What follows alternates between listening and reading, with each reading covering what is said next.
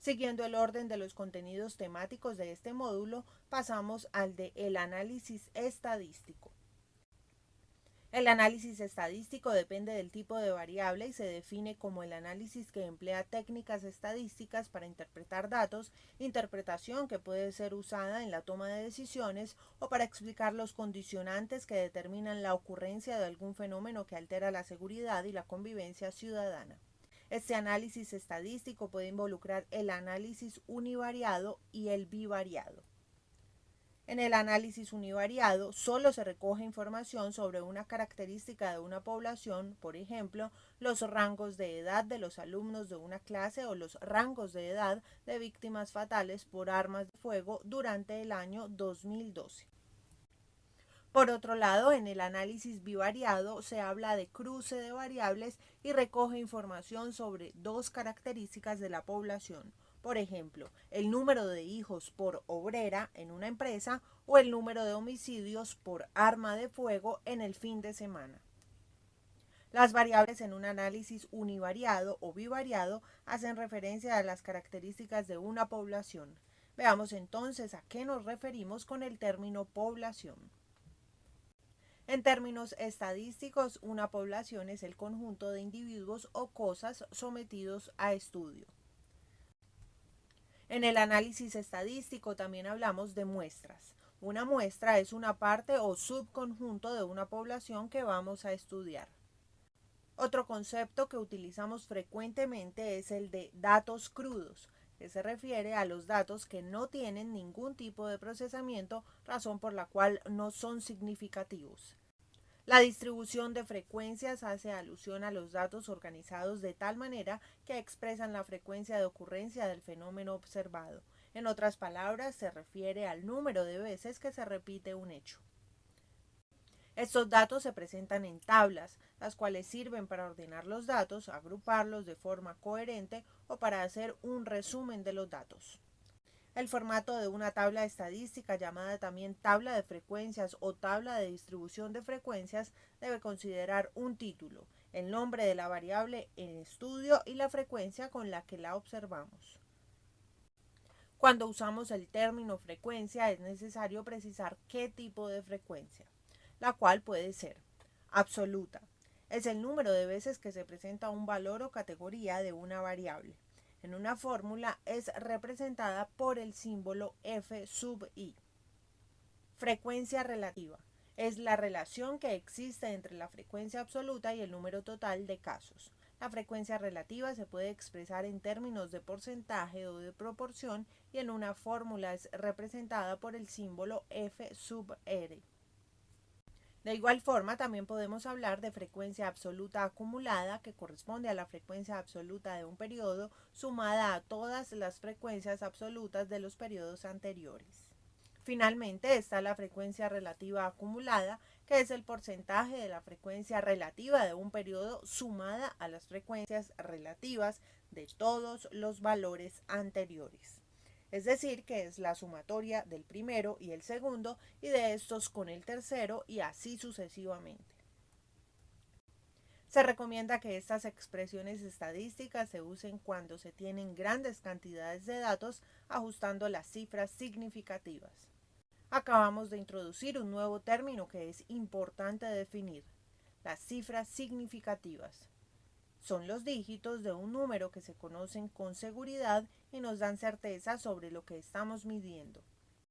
Por ejemplo, si medimos la longitud de un cable de milímetros, el mismo resultado se puede expresar de varias formas: 58.3 centímetros, 0.583 metros, 5.83 decímetros y 583 milímetros. En cualquiera de los casos, el resultado tiene tres cifras significativas, sin importar la manera como se exprese. En el caso de la expresión en centímetros tenemos el 5, el 8 y el 3, y pasa lo mismo con los metros, en donde las tres cifras significativas serán también el 5, el 8 y el 3. Ocurre lo mismo con los decímetros y los milímetros. Cuando se multiplica, el número de cifras significativas del total es el mismo que el de la cantidad de menos precisión, es decir, la que posee el menor número de cifras significativas. En el caso de las multiplicaciones, es necesario tener en cuenta que los ceros pueden o no ser cifras significativas. Por ejemplo, el número 0,03 tiene una cifra significativa y 0,0075 tiene dos cifras significativas. Entonces, la notación científica se usa para evitar las ambigüedades. Por ejemplo, 1,5 por 10 a la 3 tiene dos cifras significativas. Así eliminamos los ceros después de la coma. 1,50 por 10 a la 3 tiene tres cifras significativas, o si multiplicamos 1,500 por 10 a la 3 tiene cuatro cifras significativas. En resumen, los ceros a la izquierda del último dígito no son cifras significativas, pero los ceros a la derecha del último dígito sí son cifras significativas. Veamos algunas reglas generales para el manejo de las cifras significativas. Los dos primeros ceros del número 0,082058 no son significativos porque están a la izquierda, mientras que los ceros intermedios sí son significativos. Por otro lado, los ceros finales de un número con decimales como el 14,0 sí son significativos. Al sumar o restar medidas, el resultado debe tener el menor número de decimales presentado por uno de los sumandos. Por ejemplo, 123 más 5,35 tiene por resultado 128.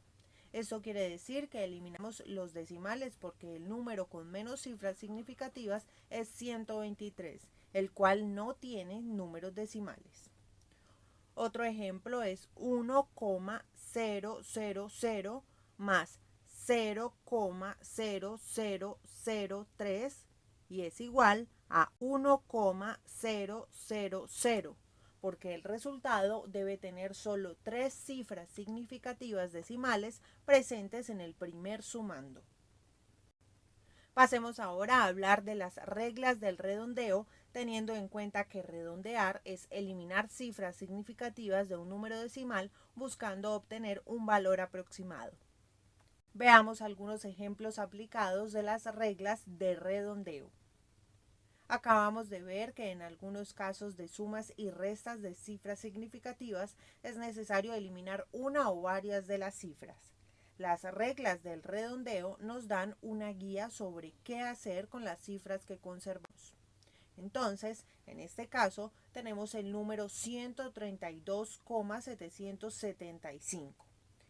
La primera regla dice que si el dígito a eliminar es mayor o igual a 5, pero el anterior a este es impar, entonces el número que se retiene es el 7 y aumenta a 8. Ahora veamos otra regla con un nuevo ejemplo. Tenemos el número 132,785. Si el dígito a eliminar es mayor o igual que 5, pero el anterior a este par, el número que se tiene aquí es el 8 y en este caso no aumenta.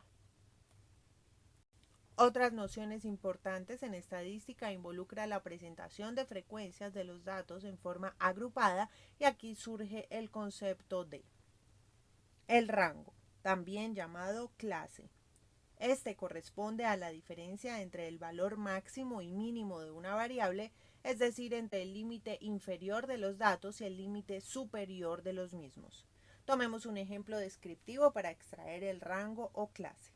Las edades de las víctimas de todos los homicidios con arma de fuego en el año 2012 oscilaron entre 15 y 65 años. En el caso de nuestro ejemplo, el tamaño del intervalo sería 50, ya que es el resultado de 65 menos 15.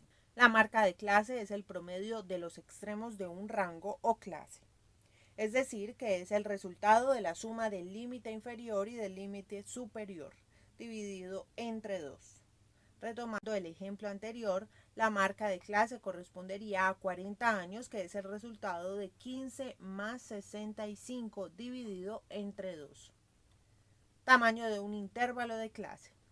Es el cociente entre el valor del rango y la cantidad de intervalos que se desea obtener. Para construir la distribución de frecuencias debemos primero seleccionar los límites de los intervalos de clase. Para definir la cantidad de intervalos de clase representado estadísticamente por la letra K, se puede usar la regla de Storch representada matemáticamente por K igual a 1 más 3,3 por el log en base 10 del número de casos representado en la fórmula como n, y esta fórmula es resumida como K igual a la raíz cuadrada del número de datos n. Algunas recomendaciones importantes para la construcción de los intervalos de clase son: con relación al número de intervalos, la cantidad de intervalos de clases no puede ser tan pequeña, menos de 5, o tan grande, más de 20. Por otra parte, en lo que respecta a la amplitud homogénea, se recomienda que la amplitud de los intervalos sea impar y que los puntos medios tengan la misma cantidad de cifras significativas que los datos en bruto. Con relación a las cifras significativas, los límites de los intervalos de clases deben tener una cifra significativa más que los datos en crudo. Para finalizar el tema de análisis estadístico de datos, en lo que respecta a su presentación en tablas, es importante tener presente que al momento de construir una tabla con distribución de frecuencias se deben calcular los puntos medios de cada intervalo definidos como límite inferior más el límite superior dividido en 2. La frecuencia absoluta de la clase explicada en puntos anteriores. La frecuencia acumulada de la clase, que al igual que la frecuencia absoluta ya fue abordada. La frecuencia relativa de la clase representada por F minúscula, R minúscula, sub I, calculada como la frecuencia absoluta dividida por el número de datos que en la expresión corresponde a n. La frecuencia relativa acumulada de la clase FRI correspondiente a la sumatoria de las frecuencias relativas de clase. Todos estos datos se pueden entonces representar en una tabla como la que tenemos en nuestro ejemplo con relación a los salarios. La primera columna representa los intervalos de clase. El símbolo corchete al revés al final del intervalo indica que son límites abiertos que inician el siguiente intervalo de clase. La segunda columna corresponde al punto medio o marca de clase de cada intervalo. La tercera columna corresponde al número de veces que se tienen salarios comprendidos en cada uno de los intervalos de clase presentados en la tabla. La cuarta columna corresponde al porcentaje, que representa el número de veces que se repite un salario en cada intervalo de clase con relación al total de los salarios analizados. La quinta columna es la sumatoria de cada intervalo de clase. Así, en el segundo intervalo se tienen 4 salarios en este intervalo más los 5 del intervalo anterior. Son el total 9. En el tercer intervalo de clase aparecen 4 salarios más los 9 que venían de los intervalos 1 y 2 y son en total 13, y así sucesivamente. La última columna, frecuencia relativa acumulada porcentual, es semejante al caso anterior, solo que aquí se suman los datos de frecuencia relativa porcentual.